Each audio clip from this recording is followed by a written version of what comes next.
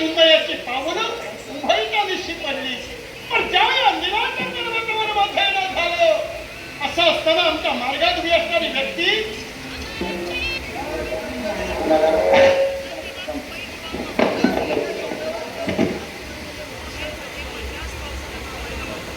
शाबास,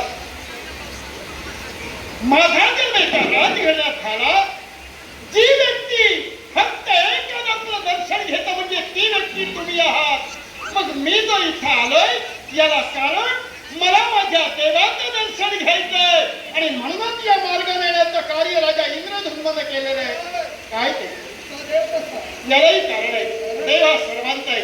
दुसरी गोष्ट, हा मार्ग जगात कुणालाही माहीत नसताना मी तर कसा आलो याचं कारण सांगतोय.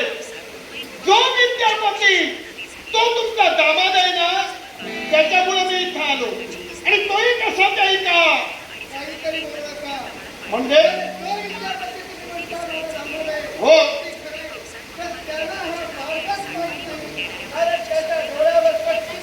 म्हणूनच सांगतोय ना, तुम्ही डोळ्यावर पट्टी बांधलात त्याच्या का तर मार्ग दिसू नये म्हणून. पण तुमच्यापर्यंत पाठवण्या अगोदर मी काय केलं होतं माहिती का? त्याच्याजवळ धान्याचे दाणे दिले होते आणि ही तर संधी त्यानं साधिली. तुम्ही डोळ्यावर पट्टी बांधलात, पण त्या मार्गाने येतात असताना तुमच्या नकळत तो दाणे पेरत पेरत आला. आणि एवढा कालावधी मी काय घालवला तर जोपर्यंत ते दाणे रुजत नाही मार्ग मला कळत नाही. आणि म्हणून मी इथपर्यंत आलोय. मग तुम्हाला कारण त्याच्या डोळ्यावर पट्टी आणि त्याने मोहरीचे दाणे पेरले म्हणून तुम्हाला मार्ग कळला. पण आश्चर्य एका गोष्टीचं, ज्या नीलमाधवाचं स्थान फक्त मलाच माहितीये, पण आजपर्यंत कुणालाही माहिती नाही. तुमचं राज्य कितीतरी खोत माझ्या राज्यापासून दूर. तुम्हाला कसं कळलं? यालाही कारण आहे ना, जय देवीचं वावरतंय हे मला दुसऱ्या तिसऱ्या कोणी नव्हे तर माझ्या देवाने मला स्वप्न देऊन साक्षात्कार दिलाय. म्हणून माझी एकच विनंती आहे की फक्त मला त्या देव दर्शनासाठी जायचंय. तुझ्या देवाला तुला इच्छा दिली आहे म्हणून तू इथपर्यंत आलाय. पण माझ्या देवानं मला आज्ञा दिली नाही. तुम्ही राजे असाल, राजाज्ञा म्हणून जर कदाचित ते सक्तीचं जोखड माझ्यावर ठेवत असाल, तुम्ही एक वेळ माझ्या देहावर शासन करा. पण माझ्या अंतःकरणावर अधिकार कुणाचा असेल? माझ्या नीलमाधवाचा दर्शन मिळणार. मी भक्त म्हणून सामोपचारानं विनवणी केली. आता राजा म्हणून नाही, एक भक्त म्हणूनच सांगतोय. तर तुम्ही मला ते दर्शन देण्यात न देण्याचा प्रयत्न करा. तर दर्शन मिळवण्यासाठी मार्गात आलेला काटा दूर करण्यासाठी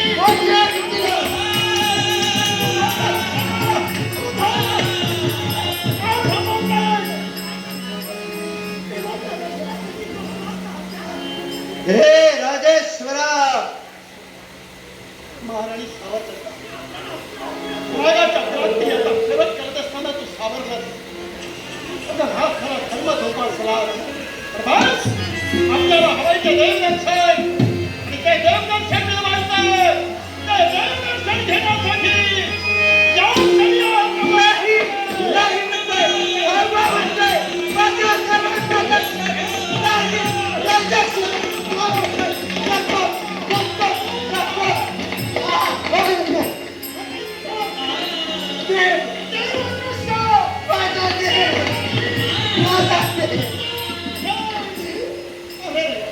काय केलं? अरे हत्या मागे काय प्रश्न तो तुम्हाला हातोय. अरे माझ्या देवाला माझ्या पण तो देव अदृश्य झाला.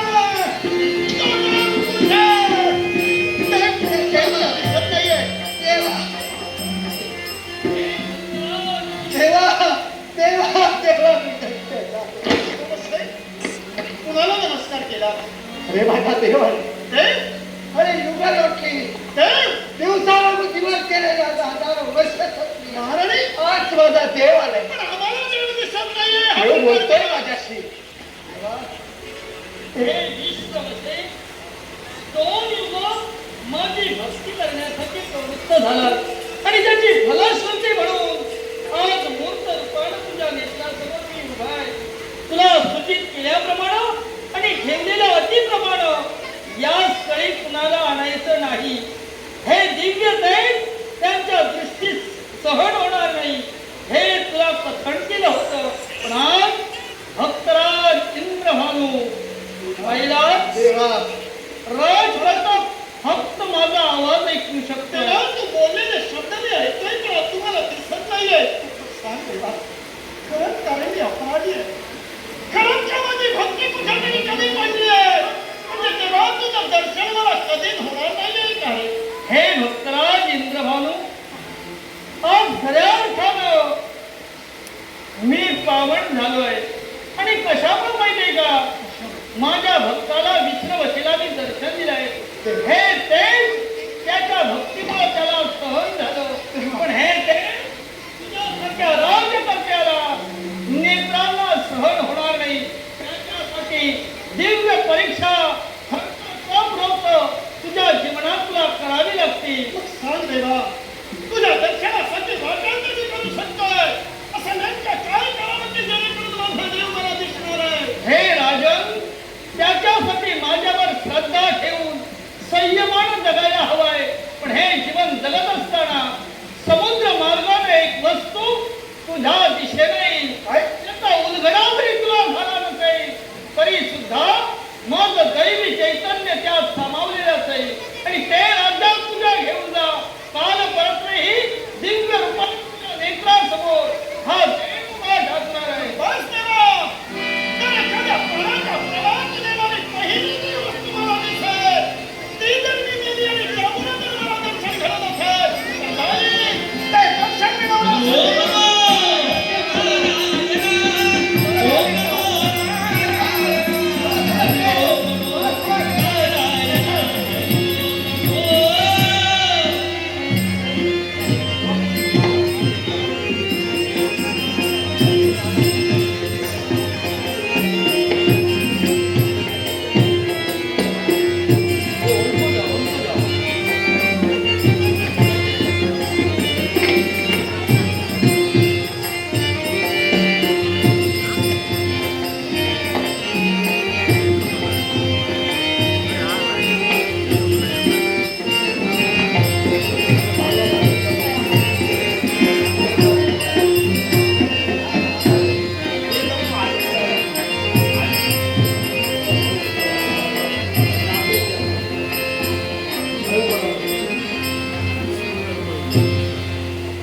काही देवाचा संकेत असेल कोण जाणे. पण या भूतलावर मला यावं लागलं. 40 साली निरीक्षण करतोय पण कोणत्याही तऱ्हेचा असा देवाचा साक्षात स्वरूप नाही. तू अन्य कोणती जात नाही. पण हा काय केला?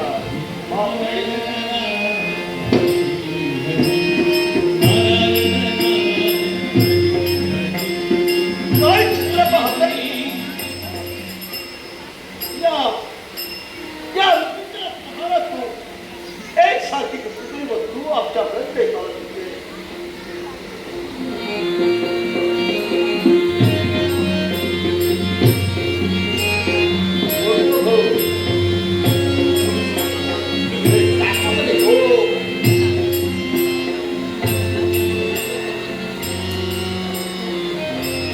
देवा, हे भगवंता, मी अनन्य भावे शरण आहे तुला. माझा आशीर्वाद सदैव तुझ्या पृष्ठभागी आहे. देवा, काय आश्चर्य! कोणत्या गोष्टीचं? तुझा काय संकेत मला मिळाला. म्हणून या भूतलावर मी अवतीर्ण झालो. इथं आलो तर क्षणभर माझ्या दृष्टीचं जर कोणीही झालं नाही. पण अशा होते की एक चित्र पाहिलं. दूर अंतरावरून या गंगेच्या प्रहाबरोबर एक कसला तरी लाकडाचा ओढा इकडे पाहत होताना दिसतोय. तेव्हा काय? हे विश्वकर्मा, पाण्याच्या प्रवाहाबरोबर जो किनाऱ्यावरती लाकडाचा ओंडका आला तो सामान्य नाही. कारण त्याचं महत्व या जगात महान आहे. ते कोणत्या स्थित्यंतराने माहितीये का? तो सामान्य लाकडाचा ओंडका नसून तो दिव्य दारू आहे. तो दिव्य दारू आहे. दिव्य दारू वृक्षाचा तेव्हा या तुझ्या संक्षिप्त बोलण्याचा अर्थ आमच्या ध्यानाला आला. हे विश्वकर्मा, हा माझ्या संक्षिप्त बोलण्याचा आशय प्रगट झालेल्या दारू ब्रह्मश्री या बोलण्याचा आशय कोणता माहिती? देवा, तू म्हणतोय तो दिव्य दारू ब्रह्म आहे, म्हणजे नक्की काय आहे त्या संभ्रमाला संभ्रमित झालोय. ऐक भक्तराज, दिव्य दारू ब्रह्मश्री म्हणजे श्री म्हणजे मी स्वतः. होय देवा. दिव्य दारू म्हणजे लाकडाचा उंडका आणि ब्रह्म पदार्थ म्हणजे माझं दिव्य चैतन्य, माझं दिव्य तेज, माझं हृदय आज त्यात सामावलेला आहे. म्हणजे देवा, दारू वृक्षाचा हा ओढका, दिव्य तेज म्हणजे तुझं शरीर आणि यात समाविष्ट आहे, त्याचा अर्थ मी काय समजू? एकच, याच्यानंतर त्या दिव्य दारूपासून यानंतर तुला माझी मूर्ती घडवायची आहे. हा?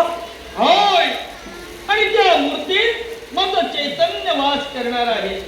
ज्यावेळी मन घडविण्यासाठी तू प्रवृत्त होशील त्यावेळी जगताच्या लक्षात येईल की खऱ्या अर्थानं विश्वाच्या ठिकाणी या मूर्ती रूपाने या जगताच्या ठाई देव प्रगट झालाय.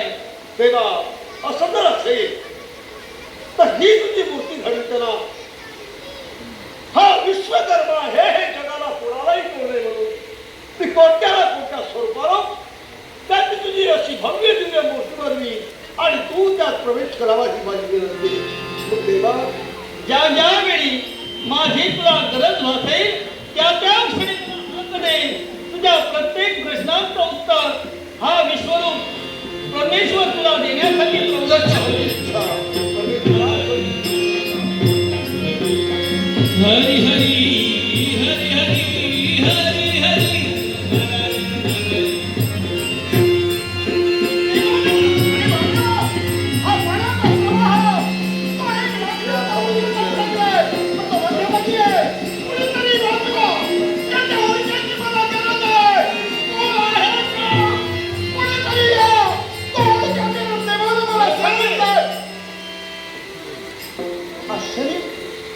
एक महान तेज इथे दिसून आले. प्रणाम. राजा इंद्रसिंह आपल्याला प्रणाम करतोय. कल्याण. पण मी अभिवंचन आहे असं असताना नेमकं तुमचं आगमन झालं. कशी कोणती वंचना? अभिवंचन आहे पाहावा, पाण्याचा प्रवाह आहे आणि या पाण्याच्या मध्यभागी तो लाकडाचा उडका वाहत जातोय आणि त्याची मला नितांत गरज आहे. मी प्रवेश करू शकत नाहीये, पण अनेक लोक सैन्याला हत्या केली, पण कुणाचाही धाडस नाहीये तो उडका आणण्यासाठी. राजे, क्षणभर असंग सैन्याच्या पृष्ठभागाचा वेध पडतोय. तो भला मोठा उलटा त्या सागराच्या लाटांनी सावरतोय आणि तो तुम्हाला काही जणांना सांगण्याचा प्रयत्न केला पण कुणीच आणू शकत नाही. मला त्याची गरज आहे. राजे, आपली जर का इच्छा असेल आणि तो ओढक्यानं आपल्याला हवा असेल काय? तर नक्कीच आम्ही तो आणण्याचा प्रयत्न करू. अनंत उपकार होतील हे मी कधीच विसरणार नाही. चला, माझ्यासाठी तो फक्त उडका घेऊन या. महाराज निमिषानं सागराच्या पृष्ठभागावर तरंगणाऱ्या वासराचा उडका मी घेऊन येतोय, मी घेऊन येतोय, मी घेऊन येतोय.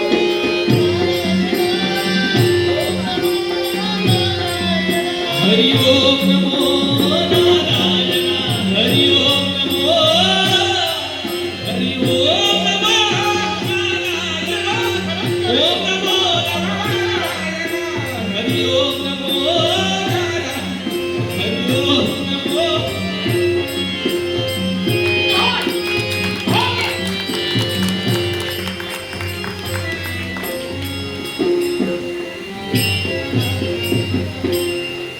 खरंच माझ्या देवा समान तुम्ही आलात. हा उडकाही आणला पण एक प्रश्न उभा राहतोय.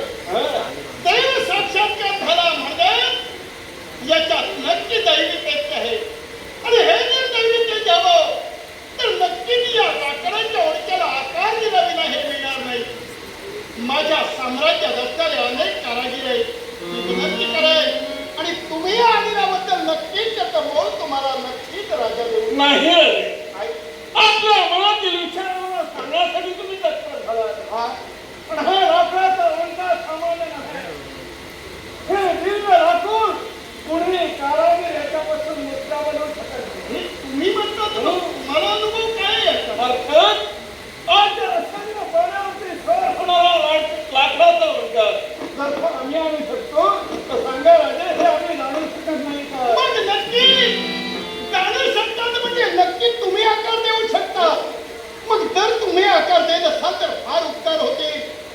जे मागाल ते नक्की मी तुम्हाला देईन. द्याल का याला आकार तुम्ही? राजा माझा काही नको. मग पण आपल्यासारख्या भक्तांचं भक्ती तत्व या विश्वाच्या ठिकाणी आवाज राहण्यासाठी या अतिदिव्य लाकडाच्या उंच्यापासून आमची मूर्त्या बनवली. नक्की देव तत्वाला विश्वास ठेवण्यासाठी. पण हे करत असताना करावे आपल्याला एक विनंती करते. विनंती म्हणजे यासाठी तुमची अड आहे. काय अड आहे? खाल्ल्याच्या एका झाडाला दर बंद असणारा दालनात बंद झालं. या लाकडाच्या उंच्यापासून आम्ही मूर्त्या बनवू. या मूर्त्या बनवण्याचा कालावधी असेल तेव्हा 21 दिवस. 21 दिवसात पण त्या 21 दिवसाच्या कालावधीमध्ये सरकारच्या कामामध्ये तुम्ही व्यत्यय आणण्याचा प्रयत्न केला असता, कुणीतरी आवाज काढण्याचा प्रयत्न केला असेल तर त्यावेळी त्या मूर्त्या हवेच्या स्थितीत राहून आम्ही त्या ठिकाणावर निघून जाऊ. पण मान्य नाही, तुम्हाला त्रास होणार. कुठल्याही गोष्टीचा आवाज तुम्हाला येणार नाही असा एकांत वास तुम्हाला देईल. आणि जर तुम्ही 21 दिवसात याला आकार देत असाल तर चला तुमची अट मला मान्य आहे. तर राजे, हा उलटा घेऊन या आपल्या आत्मविश्वासाच्या बळावरती चला आम्हाला धरण दाखवण्यासाठी सिद्ध व्हा. आम्ही